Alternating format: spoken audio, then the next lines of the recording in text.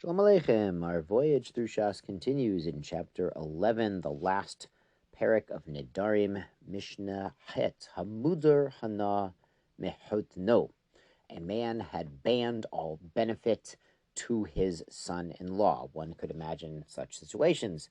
V'hu and now he wants latet levito mao, to give money to his daughter. Now the problem he's going to run into, as we explained in Kedushin, is when someone gives something to a married woman, it technically belongs to the husband.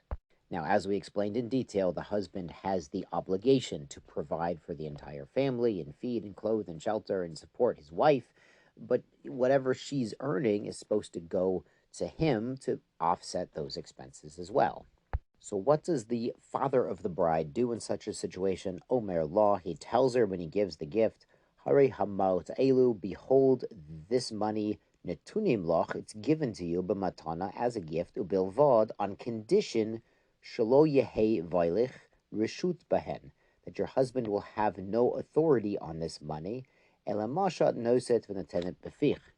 Rather, this money is only for what you buy and put in your own mouth. So she can buy something only for herself. She can't spend it on her husband or the family, so her rights to use the money are limited, and therefore the husband has no authority over it.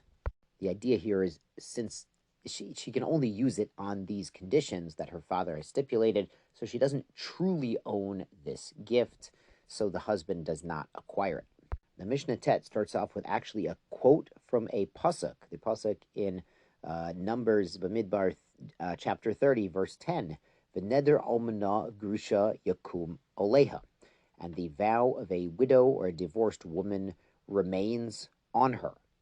Now, that kind of sounds obvious, because without a husband to annul the neder, then unless she goes to a sage, to a chacham, to undo the neder, she's stuck with the neder. So what is the verse really meaning? Ketzad. So what is going on here? The Mishnah asks. Amra, a woman said, a single woman said, Hareini Nazira, I will become a female Nazir, la'achar shloshim yom, to be effective after 30 days. So 30 days from now is when her Nazirut begins. Afal pi, even though sheniset betoch shloshim yom, she got married within that 30-day span before the neder started, eino yachol lahafer, the new husband cannot annul her neder. So really what the verse means is, if she made the vow when she was unmarried, then even if it's effective when she's married, the husband can't do anything about it. And the Mishnah goes on, Nadra, she made a vow, Vehi Birshutabal, when she's happily married to the husband, Mefer law, he can undo such a vow as well. Ketzad, what are we talking about? Shouldn't that be obvious? Amra, she said, Hareini Nazira la'achar shloshim yom. She says, I will become a Nazir effective 30 days in the future. Afal pi shenit almala nitgarsha b'toich shloshim, even though she could become a widow or get divorced within those 30 days, hare ze mufer, it is annulled. Obviously, if the husband chose to annul it and then they separated, so the annulment still stands, because the neder, the vow, was made during marriage, and the annulment happened the same day when they were married. Finally, the Mishnah brings a really wild case. Nodra bo bayom. She made a neder on that specific day. V'nit garsha bo bayom. And she got divorced that day. This is not because of the neder. We'll see. Hechzira bo bayom. And then later on, the same day, the husband remarried the same wife.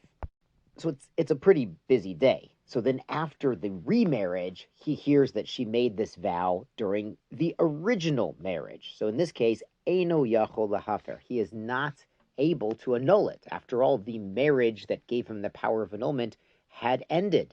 And the Mishnah explains, Zeya Klal, this is the general rule, Kol Sheyotzat Reshut Atzma Sha'achat, any woman who was independent, even for one moment, Eino Yachol Lahafer, the husband can no longer cancel vows that she had made before that period of independence, even though they were married in the morning.